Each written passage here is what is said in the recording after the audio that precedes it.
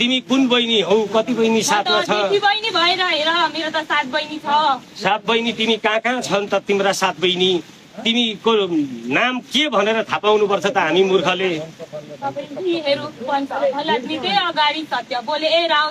सत्य बोल्नु पर्छ दुधको दुध पानीको पानी बोल्नु पर्छ परमेश्वर ताप्लेजुङबाट खेल्दै आकी कुन देवी हौ तिमी म त पञ्चकन्या कालिका हो है पञ्चकन्या कालिका रहेछौ तिम्रो दायाँ बायाँ के छ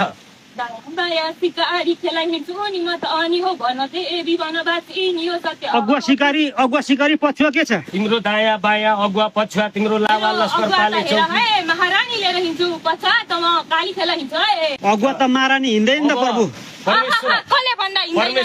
परमेश्वर तिमी काली देवी पनि महारानी तल रहेन त धामी झाँक्री भएर उत्पन्न भयो नि होइन र सिरिङ सिकारी अगुवा लाग्छ कि महारानी अगुवा लाग्छ प्रभु चेली मान्छौ तिम्रो कुरा तर तिमी पाथी भराबाट पाथी भराबाट के सजिलो भएर हिँड्यौ आज यहाँ आएर तिमी अलपत्र भएर बसेको कति वर्ष भयो कुन तिथि कुन मितिमा आयौ सत्य भन सत्य भन्नुपर्छ तिमीले अनि किन अगाडि चाहिँ यो एरियाको मानवमा तिमीले झल्को दियौ न धेरै सत्य चाहिन्छ मलाई सत्य आत्मा भएको मान्छे चाहिन्छ धेरै शक्ति भएको चाहिन्छ योगी योगिनी चाहिन्छ मलाई खोइ त यहाँ दुनियाँ योगी योगिनी थिए सारा देखेको देखाइदेऊ तिमीले यो चेलीलाई तिमीलाई सम्मान छ भगवती मान्छौ तिमीलाई तिम्रो पाउ पर्न आएका छौ भगवती तर यहाँबाट तिम्रो चेलीलाई यो शिला तिमी लिएर गएर त्यहाँ मानमनी त गराउँछौ कि यही थलामा गराउँछौ मैले मेरो चेलीलाई यहाँ ल्यासम्म ल्याएको हो मेरो मानमनी त गराएर मैले अरु पनि शिला दिएको छु यसलाई यसले मेरो मानमनी त गरेको छ नागको शिला दिए मैले सिकारी शिला दिए यसलाई मैले गणेश शिला दिए यसलाई मैले ठिक छ हामी मान्छौँ त त्यो कुरा तर तिमी जहाँ बास लिएर बसेकी थियौ तिमी यहाँ चाहिँ म सुरक्षित छु यहाँ चाहिँ मैले रुचाएर बसेकी हुँ भनेर तिमी बसिसकेपछि अनेकौं बाढी पहिरोले गर्दाखेरि मलाई फेरि कति थोक बिजोग गर्यो मेरो त्यही भएर मैले यो मेरो उद्धारकै लागि मानव हो मानवले चिनेन मानवले जानेन मानवले बुझेन तर तिमीले जुन ठाउँमा बसेकी थियौ यो एरिया भौगोलिक हिसाब किताबले चटाचुन्न भएको छ तिमीलाई थाहा छ अब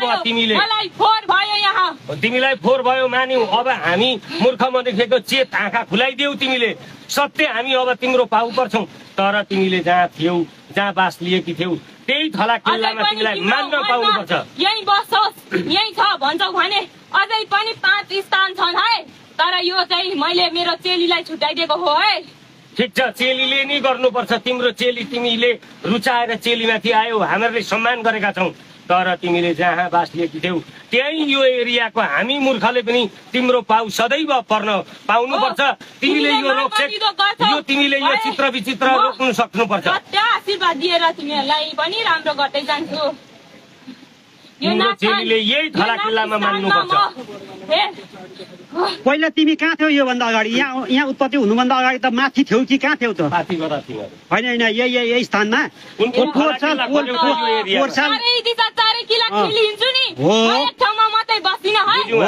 होइन यहाँ आउनुभन्दा हामीले पोहोर साल माथि के अरे मान्ती भाउ गरेको थियो तिमीलाई धुपाती आउती दिएको थियो त्यहाँ चाहिँ के भयो त त्यहाँ थियौ कि थियौ न तिमी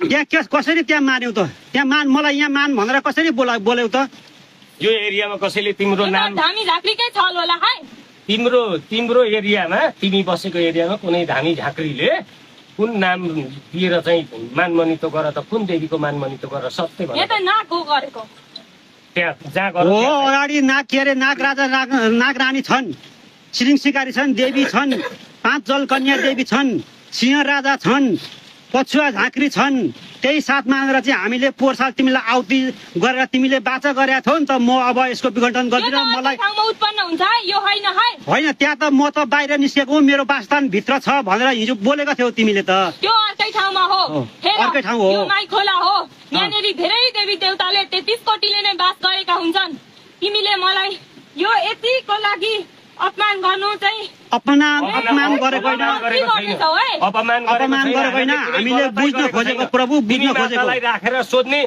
तिम्रो चेलीलाई राखेर सोध्ने भनेर हामीहरू भेला भएको मात्रै हो। अपमान गर्न भेला भएको छैनौँ हामी। तिम्रो पाउ पर्दैछौँ, शरण पर्दैछौँ, 10 औँली जोडी कोटी बिन्ती गर्दैछौँ हामी।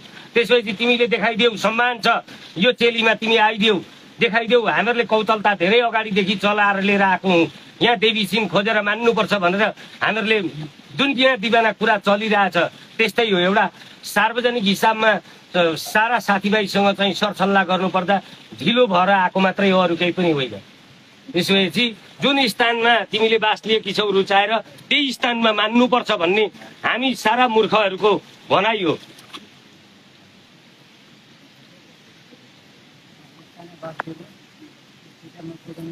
अब हिजो तिमीले बोलेका थियौ यो पुलदेखि उँधो दाह संस्कार गर, पुलदेखि माथि मलाई दुर्गन्ध नगर, त्यो लास जलाउने ठाउँ मैले नै भत्काएको हो। हो त्यही त भनेर हामीले त अब तिमीलाई मान्ने सिद्धेश्वरी भएर हामी पनि बस्छौँ हो, काली खेलाएर बस्छौँ हो, च्यानमा बस्छौँ, मैदानमा बस्छौँ। तर हाम्रो पनि सिद्ध रूप कुनै गौरी रूप होला, कुनै पार्वती रूप होला। तर यिनीहरूलाई त सिद्ध चाहिन्छ नि हो। रातै फुल सेतै फुल पहेँलो ओ फुलमा खेल्दाखेरि सेतै साडी लगाएर हामी शिव ध्यानी भएर बस्दाखेरि हेर, कतै कोही भूत प्रेत खेलाउने हुन्छन् त काली खेलाउने हुन्छ अनि हो, कोही सिद्ध देवी खेलाउने हुन्छ। मान्यौ चेली तिम्रो कुरा। अब के छ भने सेतो रातो पहेँलो जस्तो ठाउँमा जान्छौँ त्यस्तै खेल्दै जान्छन् देवीहरू, त्यो कुरा मान्यौँ हामी। मात्रै एउटा कुरा भगवतीसँग मैले आराधना गर्न खोजेको कुरा के भने, आग्रह गर्न खोजेको कुरा के भने, तिमी सत्य मुकुलममा डाँडा कि तिमी बुढी बजु इमा थुम्बा राजा इमा थुम्बा रानी, तिमी सर्वहारा भएर पनि हिँड्छौ, तिमी सत्य चोखो नितो भएर पनि हिँड्छौ। तिमी यहाँ आएर बास लिएको रहेछौ, हामी अजान मूर्ख मनुखे भयौँ, थाहा पायौँ न। तिमीले हाम्रो मनुखेहरूको हृदयमा तिमी पसिदियौ न, तिमीले हामीहरूलाई केही चिनल दियौ न। आज यो चेलीमा दियौ, सम्मान छ। तिमी सिद्ध महारानी रहेछौ, तिमी कालीका।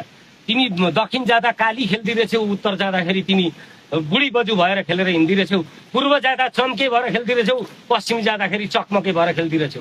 बीच पर्वतमा खेल्दै जाँदा तिमी 7 हाँगाको रूप लिएर खेलेर हिँड्ने, तिमी 16 बहिनी सिकारी दायाँ, 16 बहिनी बुढेनी बायाँ चलाएर हिँड्ने रहेछौ, 64 काली खेलेर हिँड्ने, 64 बुढेनी 64 सिकारी खेलेर हिँड्ने रहेछौ।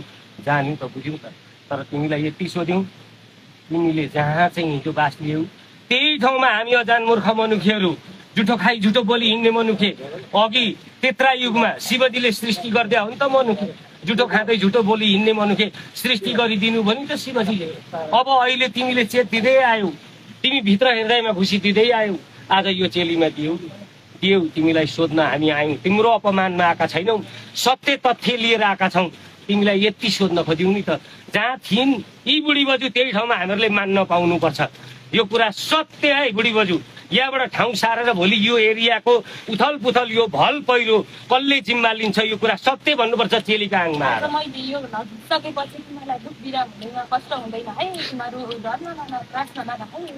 तर यति हो, चेली बोकेर यी बुढी बजु माता बोकेर ठाउँ सारेर मानमनिको गर्दा भोलि अप्ठ्यारो हुन्छ कि, भोलि अप्ठ्यारो हुन्छ कि माता? अनि अहिले तिम्रो अगुवा सिकारी त यो ठाउँ छोडेर पर अर्को शिलामा गएर बसे भन्छ त हौ। मैले झुटा बोलेको होइन, देख्नेले देखेर मलाई त्यसो भन्नु नि त। मेरो सिक्का मेरो चेलीलाई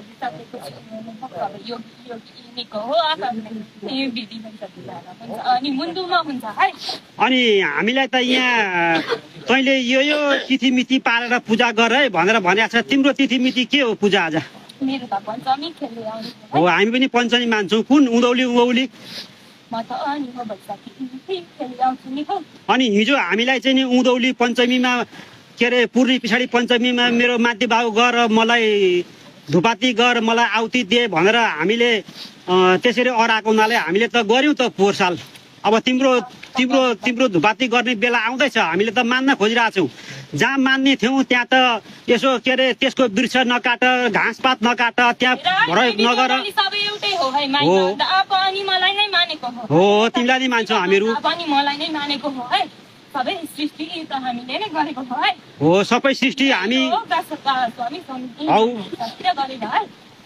पञ्चमी कुन तिथि उँधौली होइन हामी त सत्य तथ्य लिएर नि हामीले तिमीलाई मान्ति भाव गर्दै आएको छौँ।